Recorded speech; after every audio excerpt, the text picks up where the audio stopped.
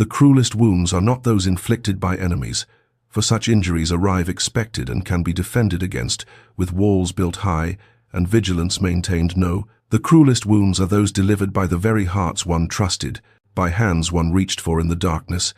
by lips that whispered promises they never intended to keep. Lady Arabella Thornwood understood this truth with the particular clarity that only devastation can provide, for she had learned it not from books or cautionary tales shared by well-meaning mammas,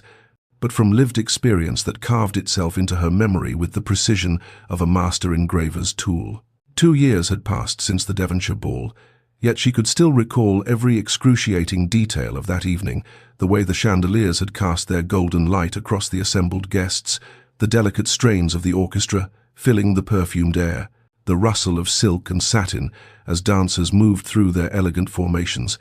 and the absolute certainty she had carried in her young heart that Lord Marcus Ashworth would finally make their understanding official. They had courted for a full year, after all, a year of meaningful glances across crowded rooms, of stolen conversations in moonlit gardens, of his hand lingering upon hers during dances, and his voice dropping to intimate registers when he spoke of their future. She had been 21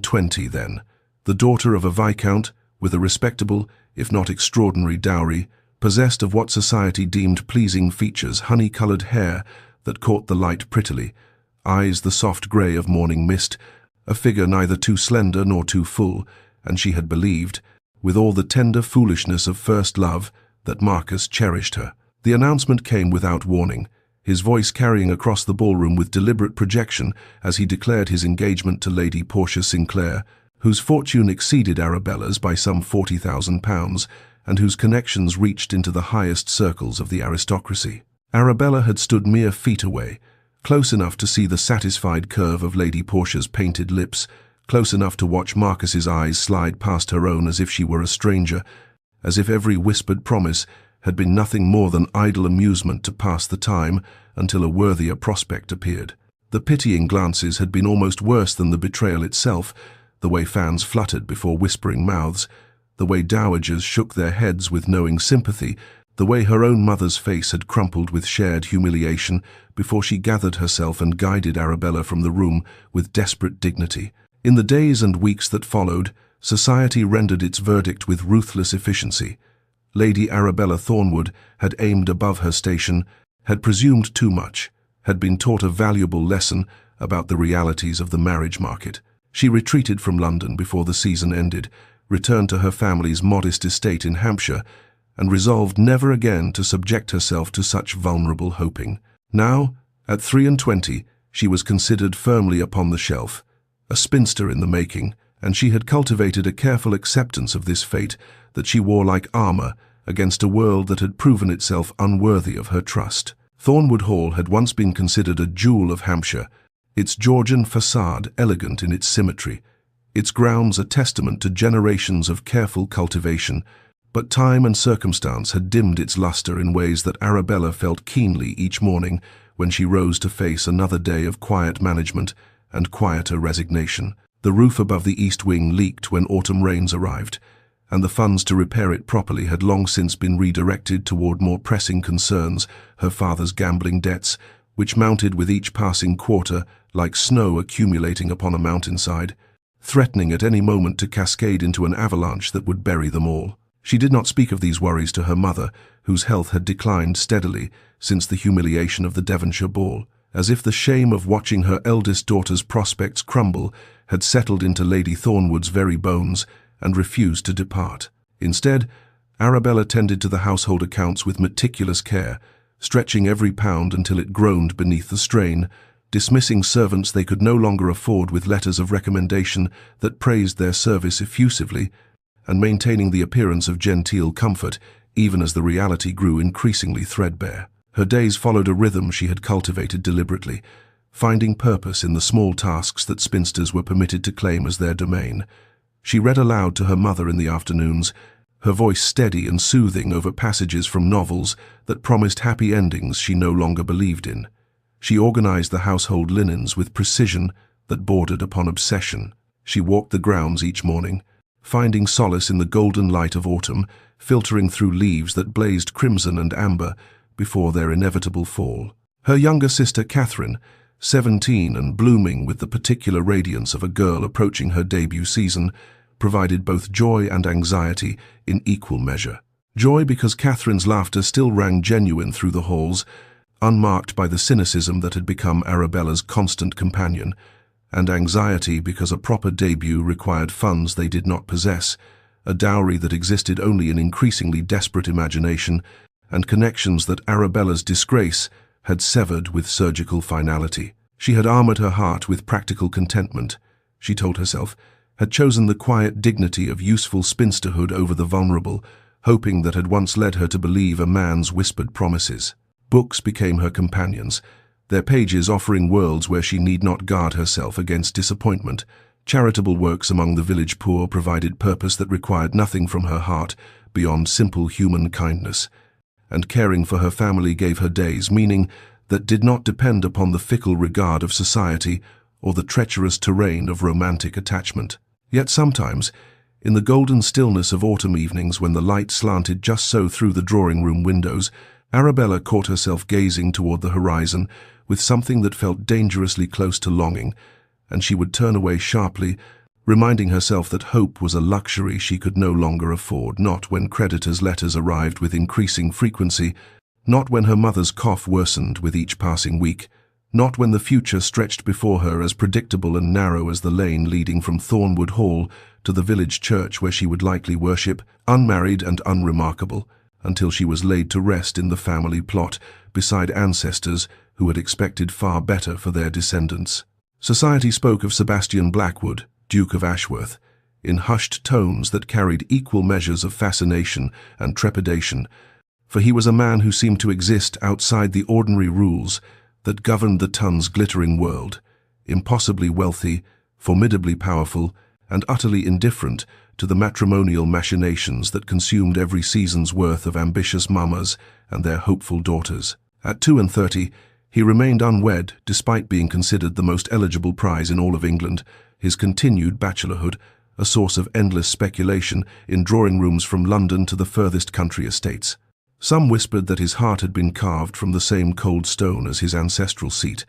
Others suggested darker reasons for his disinterest in feminine company. Still others maintained he was simply too proud, too exacting in his standards, to settle for any woman who did not meet requirements so impossibly high they might as well be written in the stars. What all agreed upon was his severity, the way he never smiled at balls, the cutting precision with which he dismissed simpering debutantes who attempted to catch his eye, the reputation for fairness in his business dealings that was matched only by his reputation for brooking no foolishness whatsoever. Arabella had heard these whispers, of course, had observed him from careful distance during her single disastrous season, had noted the way crowds seemed to part before him, and conversations stuttered into silence when he approached, but she had never imagined any circumstance that might bring such a man into her orbit, much less into her father's modest study on an ordinary Tuesday afternoon, when autumn light slanted through windows that needed cleaning, and the fire in the grate struggled against encroaching dampness. The summons had come without explanation, simply her father's voice, strained and peculiar, requesting her presence at her earliest convenience, and Arabella had descended the stairs with the particular wariness that had become second nature since their fortunes began their precipitous decline, expecting perhaps another conversation about economizing,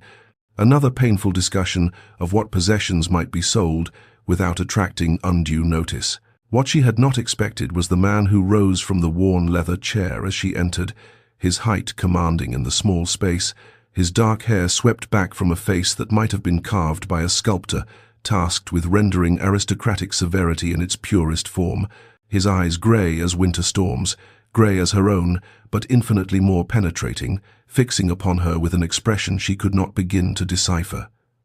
Her father stood near the window, his posture communicating a strange mixture of relief and anxiety that set Arabella's nerves humming with alarm, and when he spoke the introduction, his voice carried a weight that suggested this was no ordinary social call. "Arabella, may I present His Grace, the Duke of Ashworth, who has requested a private audience with our family." The Duke inclined his head with formal precision, and Arabella dropped into a curtsy that felt woefully inadequate to the situation, her mind racing through possibilities and finding none that made sense. None that explained why the most powerful unmarried man in England should find himself in their faded drawing room, regarding her with those unreadable eyes that seemed to see through every carefully constructed defense she had built against a world that had already proven itself capable of devastating cruelty. The Duke did not resume his seat but remained standing, a commanding presence that seemed to diminish the proportions of the study around him, and when he spoke, his voice carried the precise, measured cadence of a man accustomed to conducting negotiations where ambiguity could prove costly. "I shall speak plainly, Lady Arabella, for I have little patience for the circuitous manner in which such matters are typically conducted, and I suspect you share that preference for directness," he began, his grey gaze holding hers with an intensity that made her want to look away and yet rendered her incapable of doing so. "I find myself in need of a wife, not from any romantic inclination, I assure you, but from practical necessity that I shall not insult your intelligence by obscuring. My grandmother, the Dowager Duchess, is unwell, and her dearest wish before departing this world is to see me settled with a suitable partner and the succession secured. I have resisted matrimony for reasons of my own, but I find I cannot deny her this final comfort, and so I have undertaken to identify a bride who might suit my particular requirements." Arabella's heart hammered against her ribs, confusion and disbelief warring for dominance, as she struggled to comprehend why this speech was being delivered to her. Of all the eligible women in England, she who possessed neither fortune nor unblemished reputation, she who had been relegated to society's margins with decisive finality, the Duke continued, seemingly unaware of or indifferent to her mounting bewilderment. "I have observed you, Lady Arabella, though you may not have been aware of my attention. I watched how you conducted yourself during what must have been an excruciating ordeal.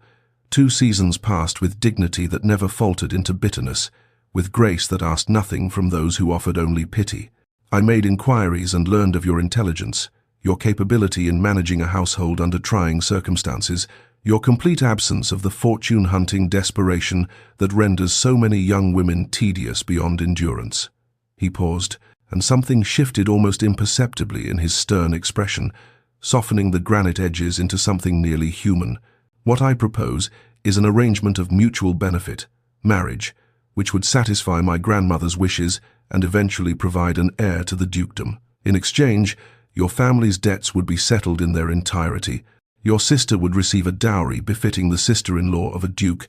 and your parents would be assured comfort for the remainder of their days. The terms would be generous, and should you find, after obligations are fulfilled, that you prefer to live separately, such arrangements can be made with full maintenance of your position and dignity." The silence that followed his pronouncement seemed to press against Arabella's ears, thick and absolute, as she grasped for words that refused to form. Finally, her voice emerged smaller than she intended. "Your Grace, I am. I confess myself utterly at a loss. Why me, specifically, when you might have any woman in England?" The Duke's answer came without hesitation, as if he had anticipated and prepared for precisely this question. "Because I have no tolerance for romantic pretense, Lady Arabella, and I value honesty above all other qualities in a potential partner. Your conduct during your exile from society's good graces demonstrated both traits in abundance. You did not dissemble, did not scheme, did not attempt to manipulate your way back into favor through artifice. You simply endured, with a quiet strength I find far more admirable than any accomplishment taught in finishing schools. I do not offer you love, for I am not certain I possess the capacity for such sentiment, but I offer you security, respect, and a partnership built upon truth rather than illusion." The night passed in fitful fragments of sleep, Arabella's mind turning the Duke's proposition over and over like a worry stone, examining each facet until the edges grew smooth,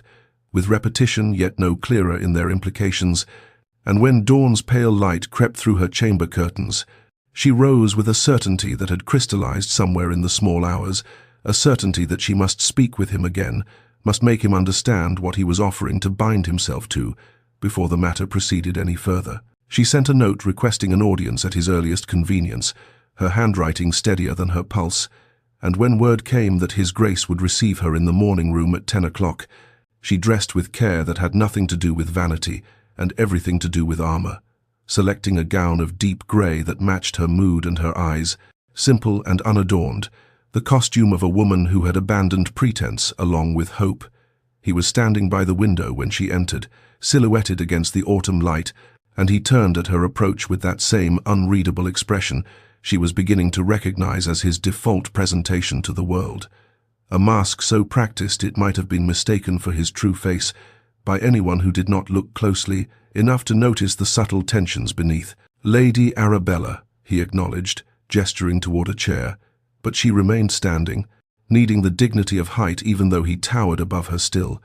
needing to deliver what she had come to say from a position of what little strength she could muster. "Your Grace, I must beg you, please, do not marry me." The words emerged more desperately than she had intended, stripped of the careful phrasing she had rehearsed, and she watched something flicker across his features before the mask reasserted itself. "I am damaged goods in the eyes of society," she continued, the confession pouring forth now like water through a breached dam, "and while you may not care for society's opinion, your family name, your position, your future children, all will bear the stain of association with a woman who was publicly discarded, publicly humiliated, publicly deemed unworthy. There will be whispers questioning your judgment, speculation about what desperation drove you to such a choice, gossip that will follow us both into every ballroom and drawing room for years to come." She drew a breath that shook, despite her best efforts to steady it. "And beyond the practical considerations, Your Grace,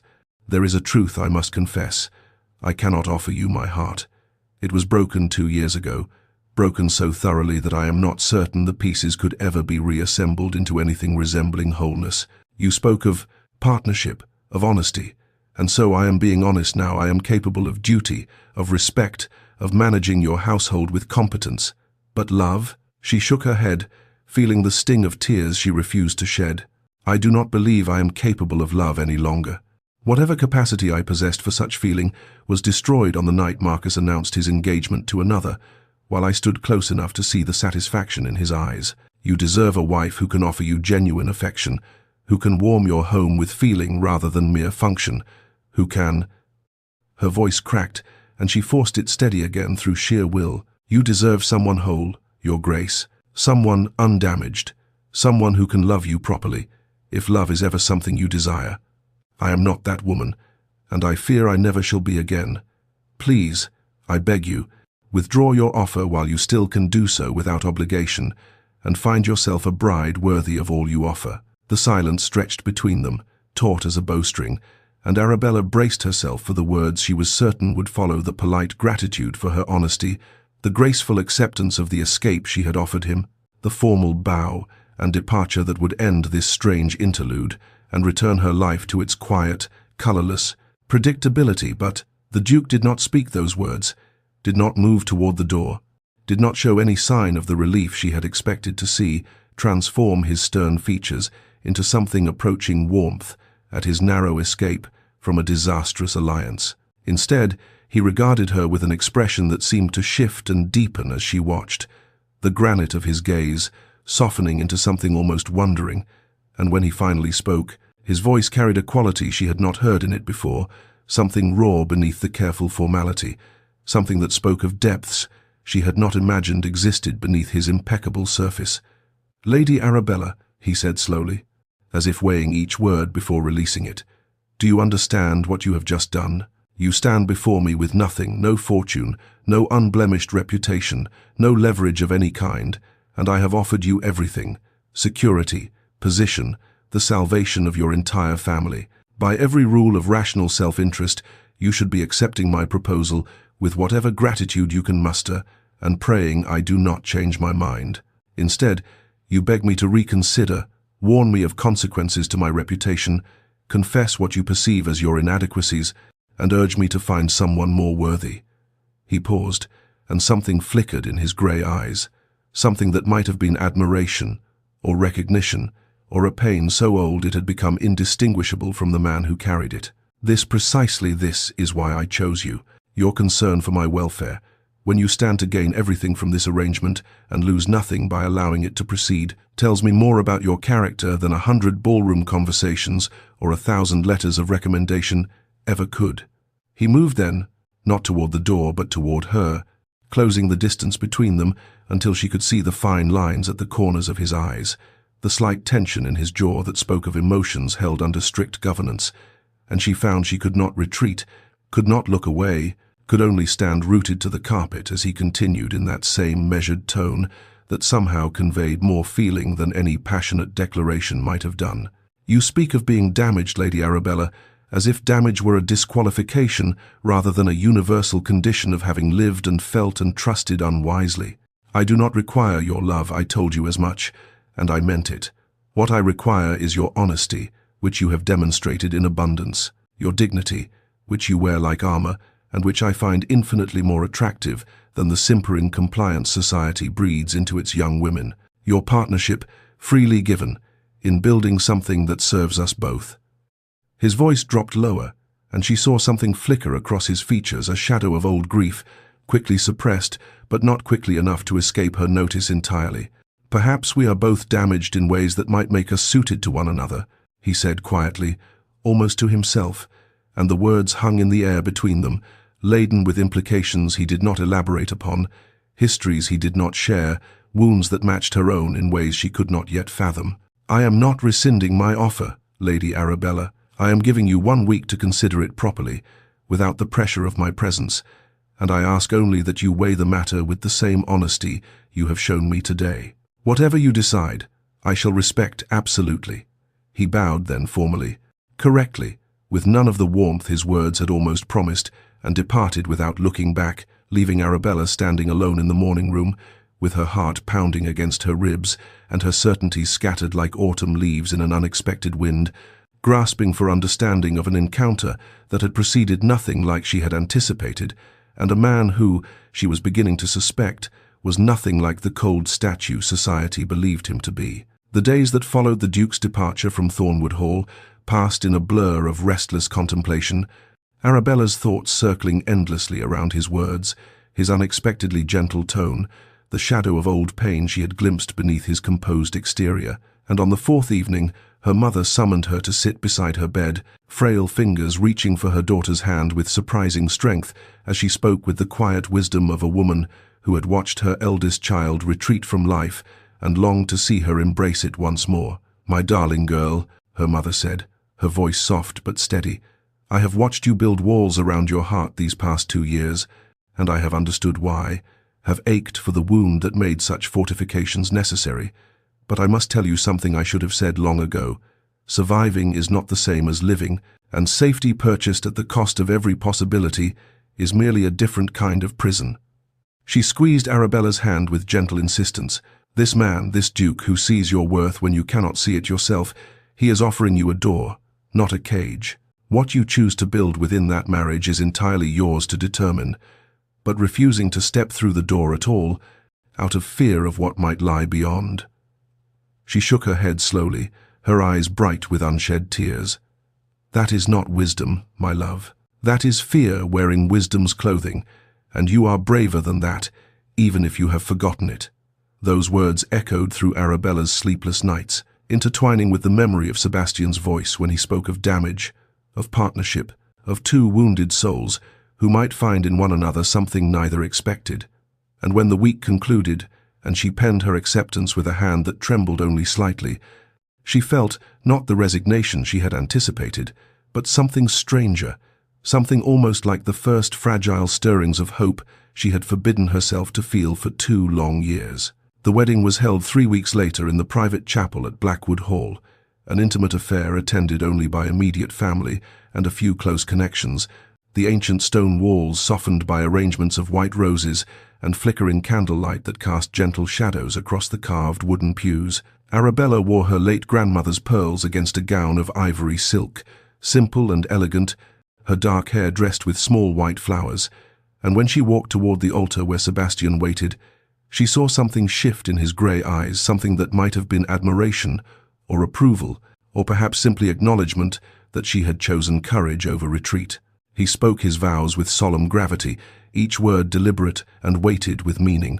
and when he took her hand to slide the ring onto her finger, his touch was unexpectedly gentle, his fingers warm against her cool skin, and their eyes met in a moment that felt somehow suspended outside of time, private despite the witnesses surrounding them, and in his gaze she saw something that might have been reassurance, a silent promise that whatever lay ahead, she would not face it alone. The wedding breakfast passed in a blur of polite conversation and raised glasses, and then she was in a carriage beside her husband, the word still strange and heavy on her tongue, departing the only home she had ever known for a future she could not begin to imagine. Watching through the window as Thornwood Hall grew smaller in the distance, her old life receding with every turn of the wheels, while ahead of her stretched something vast and unknown, terrifying and oddly, impossibly, touched with the faintest glimmer of light. Blackwood Hall rose from the landscape like something out of ancient legend, its weathered stone walls the color of storm clouds and honey intermingled, towers and parapets reaching toward a sky that seemed somehow vaster here than it had at modest Thornwood.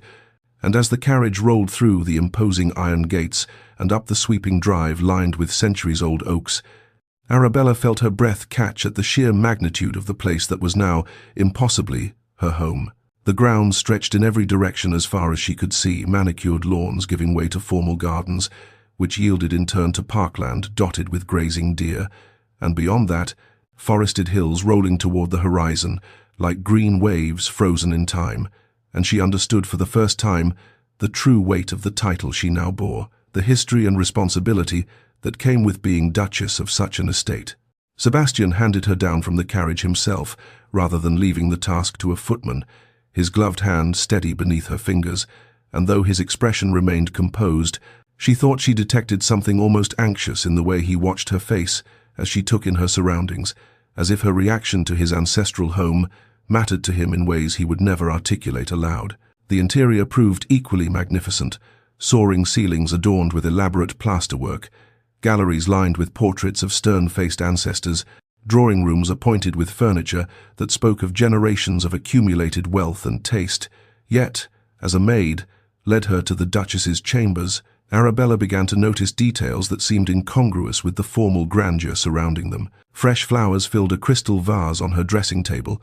late-blooming roses in shades of cream and palest pink that must have been coaxed from the greenhouse at considerable effort given the advancing season. A fire blazed cheerfully in the marble fireplace, warming chambers that might otherwise have felt cold and imposing, and the heavy velvet curtains had been drawn back to admit the afternoon light in a way that suggested someone had given thought to creating welcome rather than merely preparing a room. But it was the bookshelf beside the window that stopped her breath entirely, a small case, clearly new, filled with volumes she recognized with a start of astonishment, the Gothic novels she had mentioned admiring in passing conversation at the Hartwell Musicale nearly a year ago,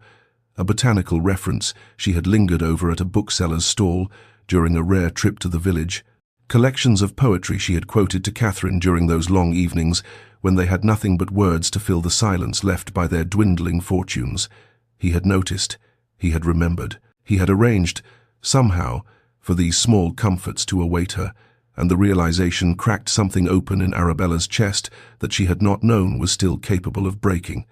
The housekeeper, Mrs. Pembroke, arrived to review the household arrangements, a woman of perhaps 50 years, with kind eyes and a manner that conveyed both efficiency and genuine warmth, and the way she spoke of his grace, the unconscious affection that softened her practical tone whenever she mentioned him, told Arabella more about her husband's true character than any society gossip ever had. That evening, dinner was served in a smaller dining room rather than the cavernous formal hall, the table set for two, with candles casting gentle light across silver and crystal, and Sebastian proved a courteous if reserved companion, inquiring after her comfort, explaining household routines, discussing practical matters of her new position with the same careful attention he might give to estate business. When he walked her to her chamber door afterward, he paused with his hand on the frame, and something in his grey eyes seemed almost uncertain for the first time since she had known him. "I trust you will find everything to your satisfaction," he said quietly. "But if there is anything you require, anything at all that would make Blackwood feel more like home to you, you have only to ask." Then he bowed formally, correctly wished her good night, and departed for his own chambers without any presumption of entry, without any claim upon the intimacies that marriage entitled him to demand. And Arabella lay awake for hours in her magnificent new bed, staring at the canopy above her and trying to reconcile the cold, stern Duke of Society's whispers with the man who had filled her shelves with beloved books and asked nothing of her but her comfort. The first weeks of marriage passed in a rhythm of tentative exploration, each day revealing small truths about the man Arabella had bound herself to in that candlelit chapel, and she found herself watching Sebastian with the careful attention of a naturalist studying some rare and elusive creature, cataloguing his habits and preferences as though assembling a portrait from scattered pieces. He rose before dawn each morning to ride across the estate, returning with color in his lean cheeks and an energy that seemed to sustain him through the long hours of work that followed, for she quickly discovered that the Duke of Blackwood was no idle aristocrat content to leave his affairs to stewards and solicitors. He reviewed accounts himself, met personally with tenants, walked his lands with the intimate knowledge of a man who understood that privilege carried obligations. The servants, she noticed, moved through their duties without the nervous tension she had observed in other grand houses. They worked with quiet efficiency and genuine respect, speaking of His Grace with warmth when they thought themselves unobserved, and such loyalty, Arabella knew, was earned rather than commanded. Each afternoon, Sebastian disappeared for precisely 1 hour to visit his grandmother in her private apartments in the East Wing, and when Arabella tentatively asked if she might accompany him, something shifted in his grey eyes, surprise, perhaps, or a guarded pleasure he did not quite know how to express, and he inclined his head in that formal way of his and said she would be most welcome. The Dowager Duchess proved to be a revelation, sharp-tongued and imperious, with eyes that had lost none of their penetrating intelligence despite her advanced years. She studied Arabella with the frankness of a woman who had long since abandoned social pretense and demanded only honesty from those around her. Their first conversation felt rather like being examined by a particularly exacting governess. Questions fired with precision about Arabella's reading habits, her opinions on estate management, her thoughts on the shocking inadequacy of modern education for young ladies, and through it all Sebastian sat quietly, watching the exchange with an expression Arabella could not quite decipher. When the visit concluded, the Dowager pronounced her verdict with characteristic bluntness. "Sensible girl, not a simpering fool. You'll do." In the carriage returning to the main house, Sebastian's lips curved into what might almost have been a smile, and when Arabella asked what amused him, he explained that his grandmother had dismissed every prospective bride presented to her over the past decade with cutting assessments of their inadequacies, that she had found Arabella sensible, constituted, in dowager terms, the highest possible praise. Something warm kindled in Arabella's chest at his words, at the quiet pride beneath his measured tone, and she found herself smiling more freely at dinner that evening,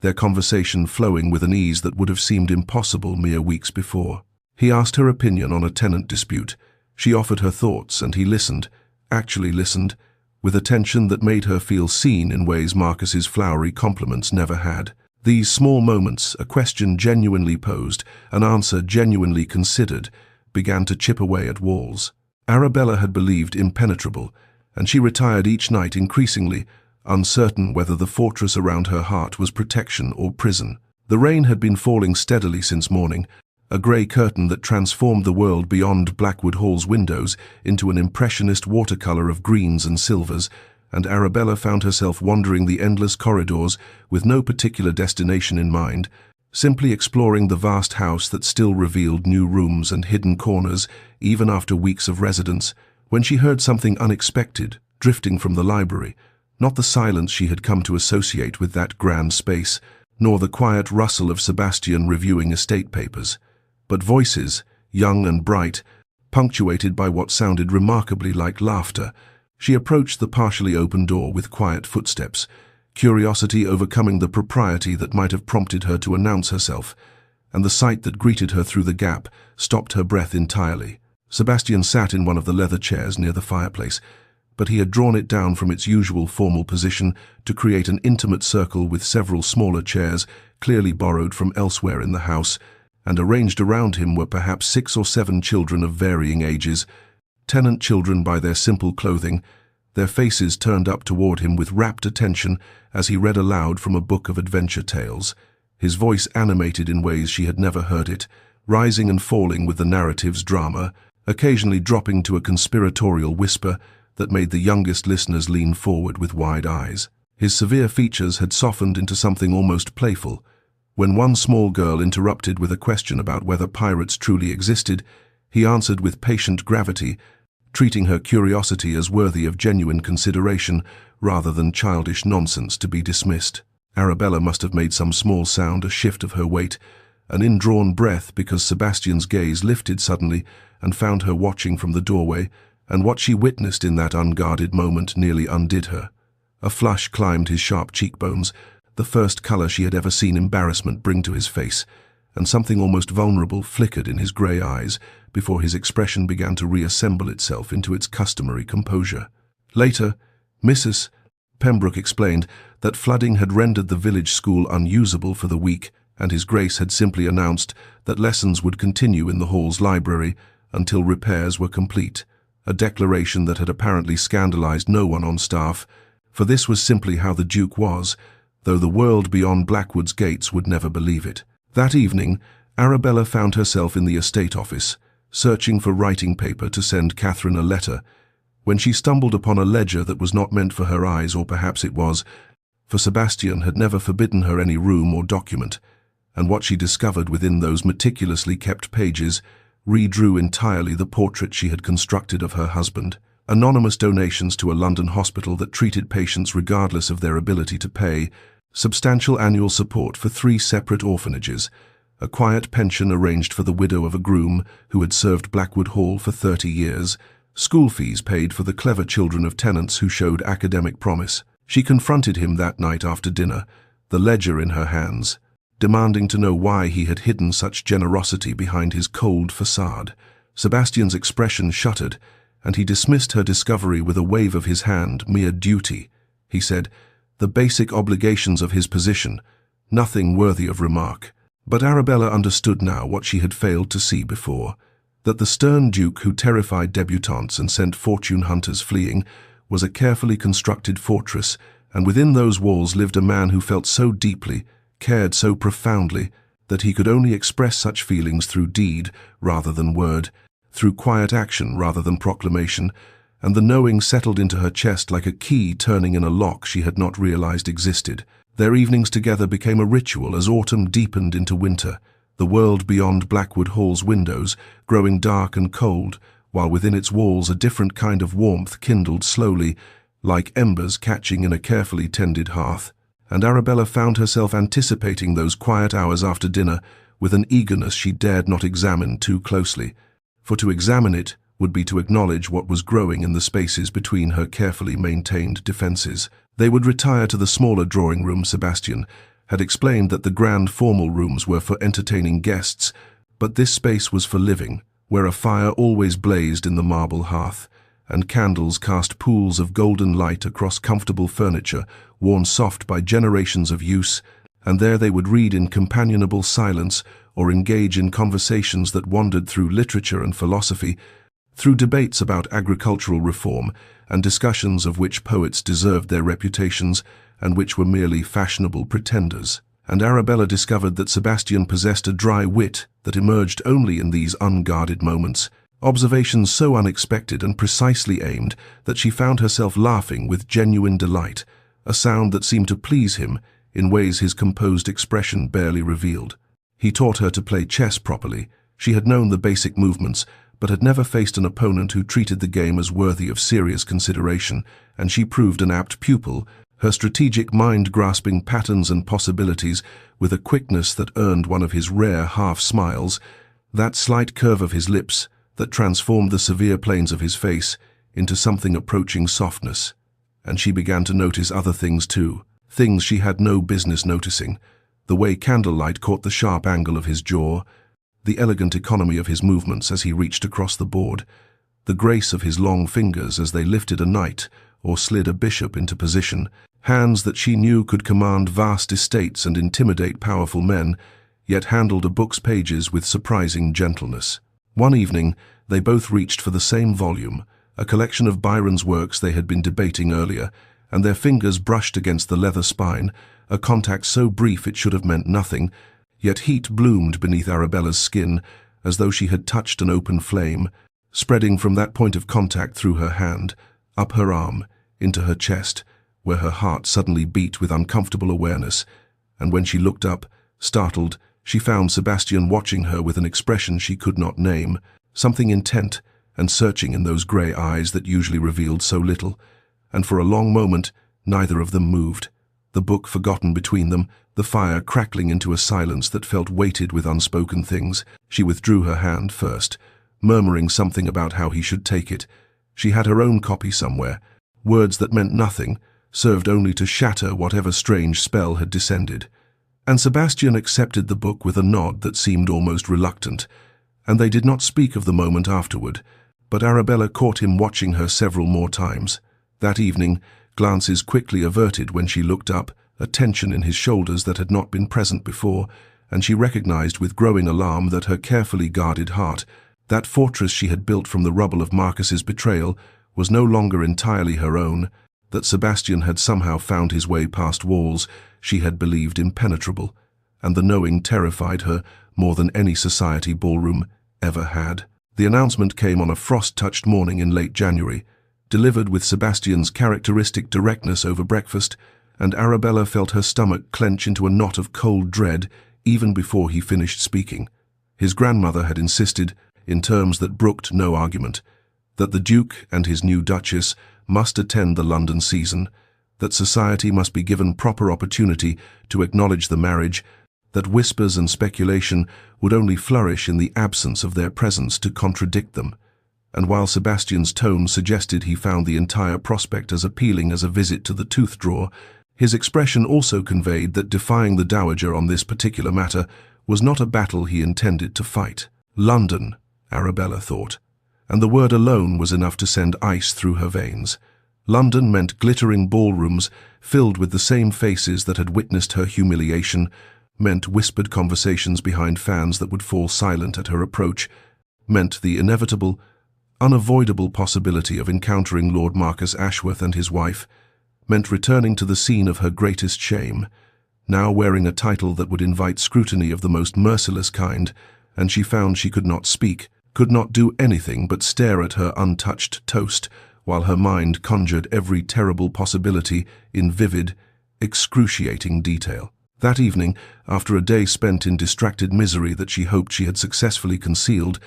Arabella found herself confessing her fears to Sebastian in the quiet intimacy of their drawing-room, the words spilling out before she could stop them, her terror of facing those who had pitied her, her certainty that society would find her wanting as a duchess, her dread of the whispers that would surely follow her through every gathering, the specific, sharp-edged fear of seeing Marcus again, and feeling once more like that devastated girl in her too hopeful gown. Sebastian listened without interruption, his grey eyes fixed upon her face with an attention that felt almost physical in its intensity, and when she finally fell silent, breathless and embarrassed by her own vulnerability, he said simply, quietly, with a certainty that seemed to arise from somewhere deeper than mere reassurance, "I will be beside you." 3 words, unadorned by flowery promises or elaborate declarations, yet they settled into Arabella's chest like a steadying hand, and she found she could breathe again. The journey to London passed in a blur of winter landscapes and coaching inns, and then suddenly they were arrived at the Blackwood townhouse in Mayfair,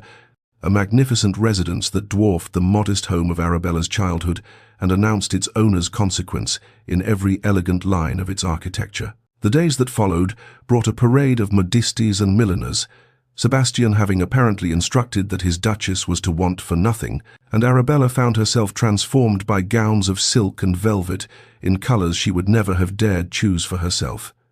Deep emerald that brought out the green in her hazel eyes, rich burgundy that warmed her complexion,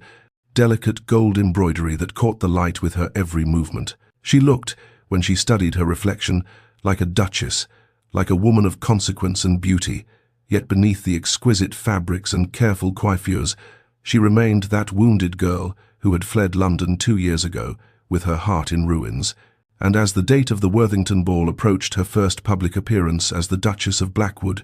Arabella found herself lying awake in her luxurious chambers, rehearsing dignified responses to imagined slights and praying for courage she was not certain she possessed. The Worthington ballroom blazed with the light of 1,000 candles. their flames reflected in crystal chandeliers that hung like frozen waterfalls above a sea of silk and satin, and when Arabella stepped through the grand entrance on Sebastian's arm, the vast chamber fell into a hush so complete she could hear the rustle of her own emerald gown against the marble floor, every eye in that glittering assembly turning to fix upon the Duke of Blackwood and his unexpected Duchess, with an intensity that made her heart pound against her ribs like a caged bird desperate for escape. She felt their gazes like physical weights, the curious, the contemptuous, the merely fascinated, and for one terrible moment her courage nearly failed her, her fingers tightening convulsively on Sebastian's sleeve as 2 years of carefully buried shame threatened to rise up and drown her.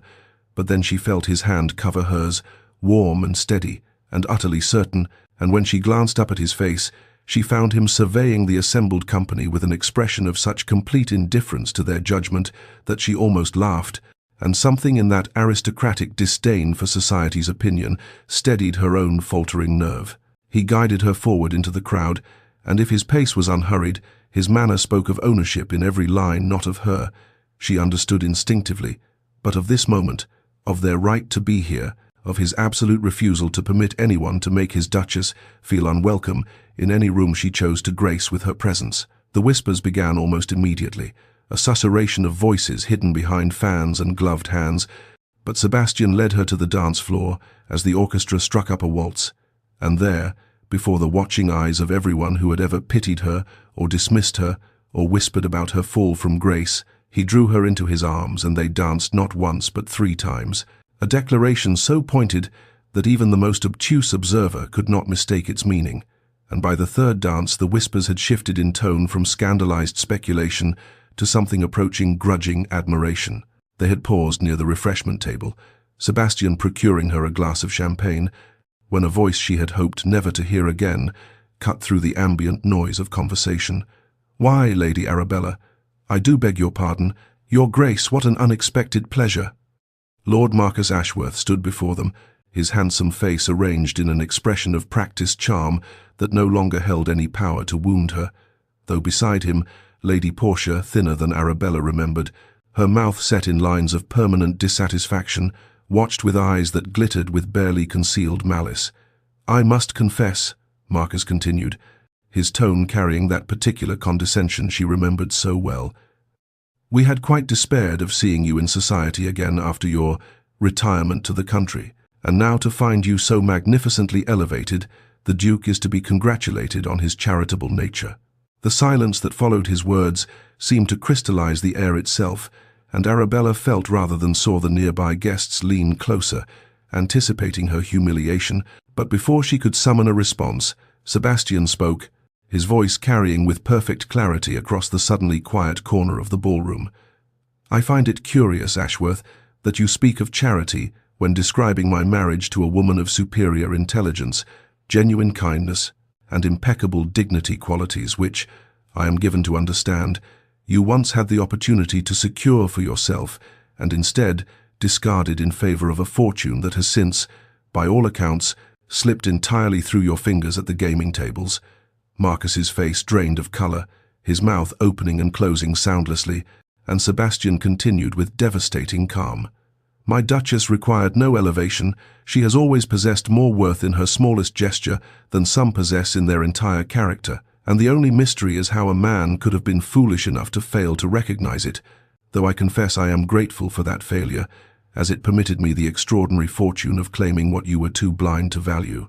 The words hung in the air like a sword stroke, and Marcus, stammering, flushed, utterly diminished, retreated with Portia in tow, and as they departed, Arabella became aware of the changed quality of the gazes now fixed upon her, no longer pitying or contemptuous, but something else entirely, something that looked remarkably like respect. The tale of the Duke of Blackwood's devastating set-down of Lord Marcus Ashworth spread through London's drawing-rooms and gentlemen's clubs with the swiftness of flame through dry kindling, and by the following morning there was scarcely a household of consequence that had not heard some version of the exchange, embellished, no doubt, in the retelling. Though Arabella suspected no embellishment could improve upon the precise, surgical cruelty of Sebastian's actual words, delivered with such aristocratic composure that Marcus had been left with no possible response save retreat. Invitations began arriving at Blackwood House in such quantities that the silver tray in the entrance hall overflowed onto a secondary table.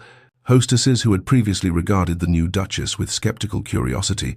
now professing themselves delighted at the prospect of her attendance, their notes effusive with compliments that rang hollow to Arabella's ears, for she understood perfectly well that society's approval was as fickle as spring weather, and twice as unreliable. These same people would have whispered behind their fans about her unsuitability, had Sebastian not made his position so devastatingly clear. Yet she found she cared remarkably little for society's newly warm regard, for what occupied her thoughts as she sat in the carriage returning from the Worthington ball was not the vindication she had imagined wanting for 2 long years, not the satisfaction of seeing Marcus reduced to stammering retreat, not even the peculiar pleasure of watching Lady Portia's bitter face as she witnessed her husband's humiliation. No, what consumed Arabella's mind entirely was the memory of Sebastian's voice as he spoke, the controlled fury beneath his measured words, the way his hand had found hers and gripped it with a pressure that spoke of emotion far exceeding the cool disdain of his expression, and most particularly the almost imperceptible tremor she had felt in his fingers afterward, as though the encounter had cost him something he had not anticipated spending. The carriage was dark, the streets of London passing unseen beyond the windows, and in that intimate darkness Arabella turned to him and spoke the only words that seemed adequate. "Thank you." Sebastian was silent for a long moment, his profile barely visible in the occasional wash of lamplight from passing street corners, and when he finally spoke, his voice held none of its usual careful neutrality. Something rougher lurked beneath the surface, something that made her breath catch in her chest. "I merely spoke truth," he said, and though the words themselves were dismissive, his tone was not. Ashworth discarded a treasure in pursuit of fool's gold, and the evidence of his foolishness is written in every line of his wife's unhappy face, and every rumor of his mounting debts. I stated only what any observer with functioning eyes might perceive. He paused, and when he continued, his voice had dropped lower still, carrying a weight that pressed against Arabella's heart. "And watching you suffer society's cruelty, watching them whisper and smirk and reduce you to the object of their pity when you deserved nothing but admiration, was never something I could witness in silence again." The word again hung between them in the darkness, laden with meaning she did not fully understand, but felt in her very bones, and she knew with sudden, startling certainty that this man, who had offered her a practical arrangement, who had claimed to want nothing but partnership, who had built walls around himself as surely as she had built her own, this man was not nearly so indifferent as he pretended. The silence in the carriage stretched between them like a living thing, and Arabella found herself holding her breath, aware that they stood upon the precipice of something significant, something that could not be unspoken once given voice, and yet she could not let the moment pass without understanding what shadows moved behind his careful words. "Again," she said softly, and the single word seemed to fill the darkness with all the questions she dared not ask more directly. "You said you could not witness it again, Sebastian. What did you mean?" She heard rather than saw his sharp intake of breath, felt the subtle shift of his body on the seat beside her, as though he might retreat from the question, and for a long moment she thought he would deflect, as he always did, turning aside inquiry with cool precision or dismissive brevity, but instead he spoke, and his voice carried a rawness she had never heard from him before. "I was 22, he began, the words emerging slowly, reluctantly, as though each one cost him something precious, "and I believed myself in love with a woman I had known since childhood, Lady Eleanor Vance, daughter of my father's closest friend, and I was foolish enough to imagine that our connection was genuine, that she saw the man beneath the title and the fortune, that when she smiled at me it was Sebastian she smiled upon and not the Duke of Blackwood. His laugh was bitter, entirely devoid of humour. I proposed to her in the garden at Blackwood Hall, in the very spot where the roses bloom in summer, and she accepted with such apparent joy that I believed my happiness complete, but I learned, quite by accident, that she had been instructed by her mother to secure my affections at any cost, that she had spoken to her friends of how tedious she found my company, but how necessary it was to endure it for the sake of the dukedom, that she had laughed at my earnest declarations and called me a solemn fool too easily manipulated by a pretty face and false sentiment. Arabella's heart clenched at the pain beneath his measured recitation, At the image of a younger Sebastian, perhaps less guarded, more hopeful, discovering that his trust had been so thoroughly betrayed. I ended the engagement, he continued, and society whispered that I had been cruel to her, that I was cold and unfeeling, and I let them believe it because the alternative was admitting that I had been made a fool, that I had offered my heart to someone who viewed it as merely a means to an end, and I swore then that I would never again permit sentiment to cloud my judgment, that I would approach marriage as the practical matter it ought to be, with clear expectations and no illusions to be shattered. He turned toward her then, and though she could barely see his features in the darkness, she felt the intensity of his gaze like a physical touch. "But you, Arabella, you have become something I did not anticipate, something I do not entirely know how to comprehend, and I find that all my careful walls seem to crumble when you are near, and I am not certain whether to be grateful or terrified." The confession hung between them, raw and unfinished, and Arabella understood at last. He was not cold but scarred, not unfeeling but so deeply feeling that he had learned to bury it beneath layers of ducal reserve, and her own carefully constructed defenses cracked beyond repair at the recognition that they were, perhaps, more alike than either had imagined. The days that followed their midnight confession in the carriage passed in a curious suspension, as though both Arabella and Sebastian required time to absorb the magnitude of what had been revealed between them,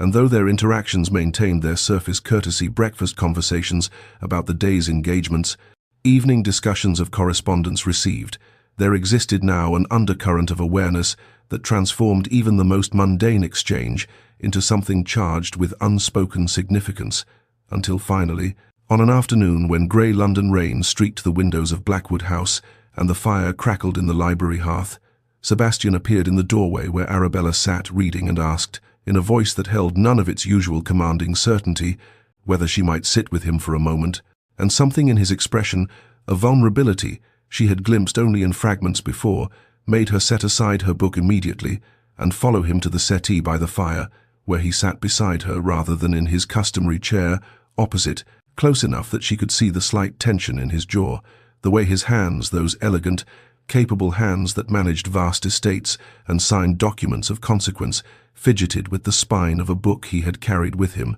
but clearly had no intention of reading. "I find myself," he began, then stopped, releasing a breath that sounded almost like frustration, "in the uncomfortable position of needing to express something for which I have no adequate vocabulary, having spent the better part of a decade ensuring I would never need to attempt such expression. I am not skilled at matters of the heart, Arabella,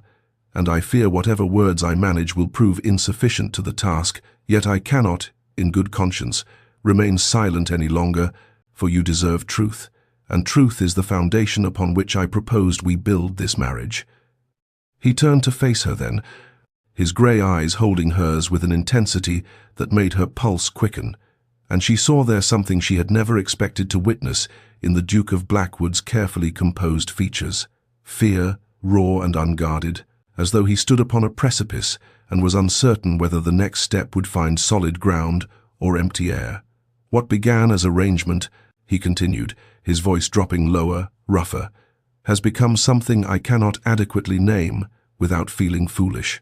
I find that your happiness has become more important to me than my own, that I think of you constantly, that the sound of your laughter has become the measure by which I judge whether a day has been well spent. And I believe I know, with a certainty that terrifies me, that I love you, though the knowing carries with it the understanding that I have given you power to destroy me as completely as Eleanor once attempted, and perhaps more successfully, for what I feel for you bears no resemblance to that youthful infatuation I once mistook for love." He reached for her hand, his fingers trembling almost imperceptibly as they closed around hers. "I ask nothing in return, I make no demands upon your heart, for I know the wounds you carry and I would not add to them by burdening you with obligation. I simply needed you to know, needed to speak this truth aloud before it consumed me entirely, and whatever you choose to do with this knowledge, I will accept, for loving you has already given me more than I ever expected to find." The tears that slipped down Arabella's cheeks were not tears of sorrow, but of something far more overwhelming, a release of every carefully hoarded fear, every midnight conviction that she was unworthy of genuine love, every wall she had constructed in the desperate hope of protecting herself from further devastation, and she did not attempt to hide them from him, did not turn away or compose herself as propriety might demand, because she understood now that Sebastian had offered her his deepest vulnerability, had laid bare the wounds he had carried in silence for a decade, and he deserved nothing less than her complete and honest truth in return. "I fought against this," she whispered, her voice trembling with the magnitude of what she was about to confess. "With every weapon my wounded heart possessed, I told myself that what I felt was gratitude, mere appreciation for your kindness and protection, that I was confusing security with affection, comfort with love. I reminded myself daily of Marcus, of how thoroughly I had been deceived before, of how my judgment had proven so catastrophically flawed that I could never trust my own heart again, and yet, despite every argument, every warning I issued to myself in the quiet hours of the night, I found that my heart refused to listen, refused to remain safely behind the walls I had so carefully constructed. Because you, Sebastian, you with your stern silences and hidden generosities, your patient kindnesses and fierce protections, you dismantled every defense I possessed, simply by being exactly who you are." She reached up to touch his face, her fingers brushing along the sharp line of his jaw, marveling at the way his breath caught at her touch, at the way this powerful, formidable man trembled beneath her gentle exploration, as though her approval meant more than all the wealth and consequence he commanded. "I love you," she said, and the words felt like freedom, like the first full breath after years of drowning. "Completely, terrifyingly, wonderfully. I love your serious eyes and your rare smiles, your devotion to duty and your hidden tenderness, the way you listen when I speak, as though my thoughts carry genuine weight, the way you defended me before all of London without hesitation or calculation. I love you, Sebastian, and the loving feels like coming home to a place I never knew existed." The kiss that followed began as something tender, almost reverent, his lips meeting hers with a gentleness that spoke of precious things carefully handled, but it deepened swiftly into something consuming, years of suppressed longing and newly acknowledged love, finding expression in the press of mouths and the tangle of fingers in hair, and when they finally drew apart, both breathless, his forehead resting against hers, Arabella saw in his grey eyes a wonder that matched her own. That night, when Sebastian appeared at her chamber door, he carried no assumption of welcome, only a question in his eyes that she answered by taking his hand and drawing him across the threshold, and their union was everything she had never dared hope for, gentle where gentleness was needed, passionate where passion demanded expression, a physical manifestation of the emotional truth they had finally spoken aloud, and afterward, wrapped in his arms with his heartbeat steady beneath her ear, and his fingers tracing lazy patterns along her spine, Arabella felt something she had believed lost to her forever, wholeness, complete and radiant, as though every broken piece of her heart had been gathered and reformed into something stronger and more beautiful than before. The remainder of the London season unfolded like a dream from which Arabella feared she might wake, for the transformation in her circumstances and in the manner with which society regarded her seemed almost too complete to be believed. Yet believe it she must, for the evidence presented itself at every ball and soiree, every afternoon call and evening entertainment, in the form of invitations that arrived by the dozens at Blackwood House, in the suddenly warm greetings of hostesses who had once looked through her as though she were invisible, and most remarkably of all, in the undisguised devotion of the man who had become not merely her husband in name, but the very centre of her existence. The Duke of Blackwood, once notorious for his stern demeanour and utter disinterest in social pleasantries, had become the subject of breathless gossip of an entirely different nature, for society could speak of nothing but the way he watched his Duchess across crowded ballrooms with an expression that transformed his severe features into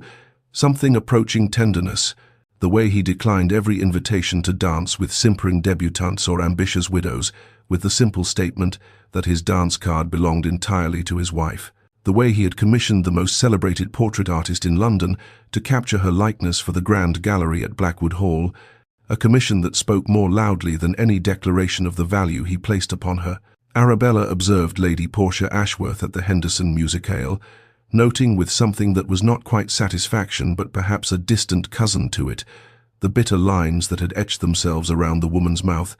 the desperate quality of her forced laughter, the way her eyes followed her husband Marcus, whose gambling had apparently worsened considerably since their marriage, with an expression of weary contempt rather than wifely affection. And though Arabella took no pleasure in another woman's unhappiness, she could not help but recognize the poetic justice in the contrast between her own flourishing union and the misery of those who had once conspired in her humiliation. The Dowager Duchess, during one of their now frequent visits, surveyed Arabella with those sharp, knowing eyes and pronounced herself adequately satisfied with her grandson's choice before adding, with characteristic directness, that she expected to hear news of great-grandchildren before the year was out,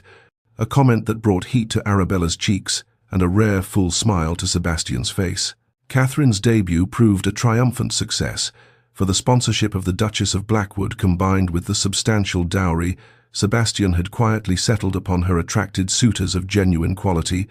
and Arabella found joy she had not anticipated in guiding her sister through the complexities of society with the protection and consequence she herself had once lacked. The Thornwood debts existed now only as a distant memory, her parents secured in comfort, every practical concern that had once weighed upon her shoulders lifted by Sebastian's quiet generosity.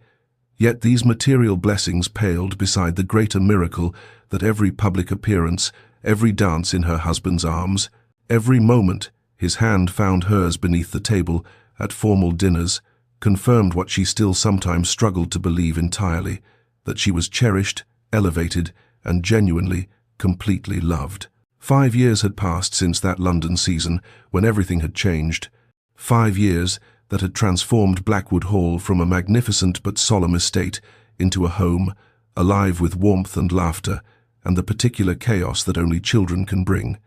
And on this golden autumn afternoon, with the gardens ablaze in shades of amber and crimson that reminded Arabella achingly of those first tentative days of her marriage, she sat upon the stone bench where she had once begged Sebastian not to marry her and watched their son, Edward, 3 years old, serious and dark-haired, with his father's grey eyes and already his father's habit of studying the world with solemn intensity before pronouncing judgment, attempt to explain to his baby sister the proper way to examine a fallen leaf, while Rose, barely 10 months old and fair as morning sunlight, gurgled happily in her nurse's arms and reached for her brother's hair instead of the botanical specimen he offered. The transformation in Sebastian still caught Arabella by surprise at unexpected moments, the way this man who had once been called the coldest duke in England now crawled upon nursery floors to build towers of blocks only so Edward could, knock them down with delighted shrieks, the way he sang off-key lullabies to Rose when he thought no one was listening, the way his stern features softened into something approaching wonder each time one of his children reached for him, as though he could not quite believe that such small, perfect beings were truly his to love and protect. Their marriage had not merely survived the transition from passionate revelation to domestic reality. It had deepened in ways Arabella could not have imagined during those early uncertain days, each year bringing greater intimacy, more profound trust, a joy that felt both steady as stone and fresh as each new morning. And she had learned that love was not a destination to be reached, but a garden to be tended, requiring daily attention, small kindnesses, forgiveness of minor irritations, and the willingness to choose each other again and again across the ordinary moments that comprised a life. The Dowager Duchess had lived to see Edward's christening, had held her great-grandson in arms that trembled with age and emotion, and had pronounced him acceptable, which from her had been the highest possible praise, before passing peacefully in her sleep 3 months later, with the expression of contentment upon her weathered face, and Sebastian's hand clasped in her own. Catherine had married the Earl of Worthington, a kind man who adored her completely, and visited often with her own growing brood, filling Blackwood Hall with even more delightful chaos during the holidays. Arabella's parents lived comfortably in the dower house on the estate, her mother's health much improved, her father's gambling days long behind him, their gratitude expressed in quieter ways than words. When Sebastian emerged from the house and crossed the garden toward her, Arabella's heart still performed that peculiar flutter it had learned during their first season together, and when he settled beside her on the bench, his thigh warm against hers, and told her that choosing her remained the wisest decision of his entire life, she leaned into him and knew with bone-deep certainty that the wounded girl who had once stood humiliated in a ballroom had found something infinitely more precious than she had ever lost. Arabella watched Edward toddle after a butterfly that had no intention of being caught, Rose now drowsing contentedly against her shoulder, and allowed her thoughts to wander back through the strange and winding path that had led her to this moment of perfect contentment, back to that devastating night at the Devonshire ball, when she had stood frozen in humiliation as Marcus announced his engagement to another, when the pitying glances of society had felt like physical blows, and she had been certain, absolutely certain, that she would never recover from such public destruction of her hopes and dignity, and she marveled now at how wrong she had been, not about the pain, for that had been real and lasting, but about what recovery might look like, for she had imagined it would mean hardening herself against feeling, armoring her heart so thoroughly that nothing could ever wound her again, when in truth the healing had come not from closing herself off, but from allowing herself, terrified though she had been, to open once more. She had believed, in those dark days of her social exile, that love required the grand gestures and passionate declarations she had read about in novels, that it announced itself with thunderclaps and swept one away on torrents of overwhelming emotion. But she had learned instead that truest love often arrived quietly, through consistent kindness that asked nothing in return, through steady presence in moments both significant and mundane, through actions that spoke when words proved insufficient, through the patient dismantling of walls built by wounded hearts who had forgotten they were capable of trust. She had nearly refused this happiness out of fear, had stood before Sebastian in that garden and begged him not to marry her, so certain that she offered nothing worth wanting, so convinced that her damage rendered her unsuitable for any man of worth, let alone a duke whose consequence could have commanded any bride in England, and the memory of her own desperate protests brought a soft smile to her lips now, for she understood at last what Sebastian had seen when he looked at her, not damaged goods to be pitied or a problem to be solved, but a woman whose wounds had become wisdom, whose guarded heart proved she understood the value of what she protected, and whose dignity in suffering revealed a strength that simpering debutantes untouched by hardship could never possess. Two broken people had built something whole together, had learned that shared scars created not weakness but understanding, that the walls they had constructed to protect themselves could be dismantled brick by careful brick when the right person proved, through patience and constancy, that vulnerability would be honored rather than exploited. To those who had journeyed with her through this tale, Arabella offered this truth from the fullness of her grateful heart. Love worth having rarely looked like expectation, rarely arrived in the form one had imagined or hoped for during girlish dreams of romance, for sometimes it came dressed as practical arrangement, as stern silence concealing depths of feeling, as unexpected grace extended by those the world deemed cold, but who burned brightest of all beneath their reserve. Sometimes the bravest thing one could do was say yes to what terrified most, yes to hope after despair, yes to openness after betrayal, yes to the possibility that happiness might be waiting just beyond the walls one had built to keep pain at bay. She thanked those who had walked beside her through the shadows and into the light, and wished for each of them their own unexpected happiness, their own stern duke with tender heart, their own journey from devastation to joy, for such journeys, she had learned, were possible for anyone brave enough to believe they deserved love and courageous enough to accept it when it arrived.